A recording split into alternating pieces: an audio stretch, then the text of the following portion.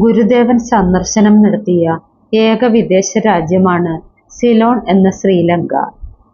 അവിടുത്തെ മലയാളി സമൂഹത്തിനും അതിനേക്കാൾ വരുന്ന തമിഴ് ജനങ്ങൾക്കും ഗുരുദേവനോടുണ്ടായിരുന്ന നിഷ്കളങ്കമായ ഭക്തിയാണ് സിലോണിലേക്കുള്ള സന്ദർശനത്തിന് നിമിത്തമായി തീർന്നത്. തമിഴ് ജനങ്ങളുടെ ഗുരുഭക്തി മലയാളികളുടേതിനേക്കാൾ തീവ്രമായിരുന്നു. ഗുരുദേവന്റെ ഷഷ്ടിപൂർത്തി കേരളത്തിലെങ്ങും ഭക്തി നിർഭരമായി കൊണ്ടാടിയപ്പോൾ സിലോണിലെ ജനങ്ങളും ആ തിരുനാൾ ആഘോഷിക്കുകയുണ്ടായി.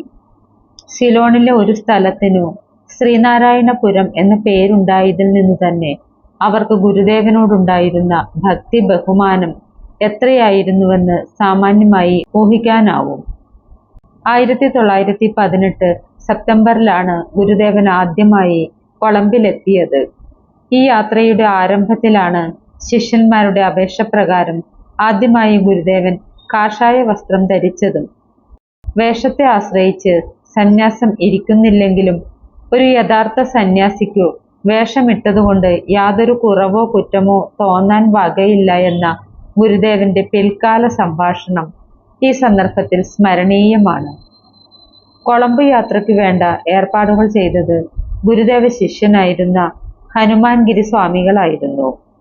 അമൃതാനന്ദ സ്വാമികൾ, രാമാനന്ദ സ്വാമികൾ, ബോധാനന്ദ സ്വാമികൾ, സത്യവ്രത സ്വാമികൾ, ശങ്കരാനന്ദ സ്വാമികൾ തുടങ്ങിയ സന്യാസി ശിഷ്യന്മാർ കൊളംബ് യാത്രയിൽ ഗുരുദേവനെ അനുഗമിക്കുകയുണ്ടായി. കൊളംബിലെത്തിയ ഗുരുദേവനെ ദർശിക്കുന്നതിനും സ്വീകരിക്കുന്നതിനുമായി വന്നുകൂടിയത് വലിയൊരു ജനസാഗരമായിരുന്നു. കൊളംബിലെ ഏതാണ്ട് എല്ലാ മലയാളികളും അന്ന് അവിടെ എത്തിയിട്ടുണ്ടായിരുന്നു. 12 ദിവസം ഗുരുദേവൻ കൊളംബിൽ ചെലവഴിച്ചു. ഈ ദിവസങ്ങളിൽ അനേകം ബുദ്ധ സന്യാസിമാരും പ്രഭുക്കന്മാരും പണ്ഡിതന്മാരും ജാതിമത ഭേദമന്യേ അനേകം ഭക്തജനങ്ങളും ഗുരുദേവനെ സന്ദർശിച്ചു വന്നു.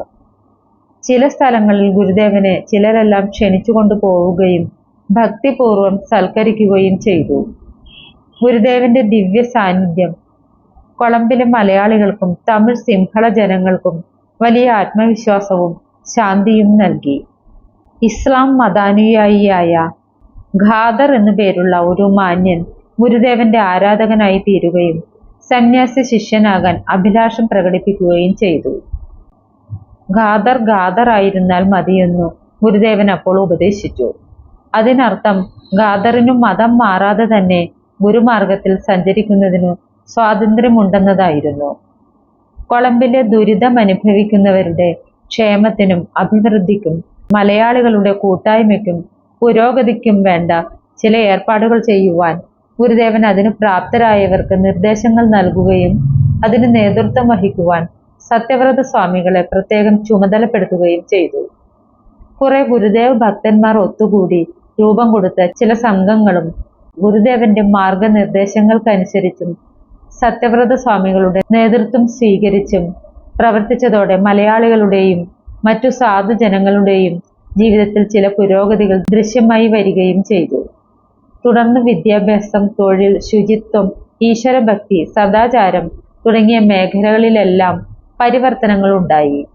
അവിടുത്തെ ജനങ്ങൾക്ക് സാമൂഹ്യ പുരോഗതി ഉണ്ടാകുവാനും ധനാഭിവൃദ്ധി ഉണ്ടാകുവാനും ഗുരുദേവന്റെ ആദ്യ സന്ദർശനം വലിയ അളവിൽ സഹായകമായി. 13-ാം ദിവസമാണ് ഗുരുദേവൻ സിലോണിൽ നിന്നും മടങ്ങിയത്. സിലോൺ യാത്രയെക്കുറിച്ച് അതിനുശേഷം കൂടെ ഗുരുദേവൻ അനുസ്മരിക്കാറുണ്ടായിരുന്നു. 1926-ലാണ് ഗുരുദേവൻ 2ാമത്തെ സിലോൺ യാത്ര നടത്തിയത്.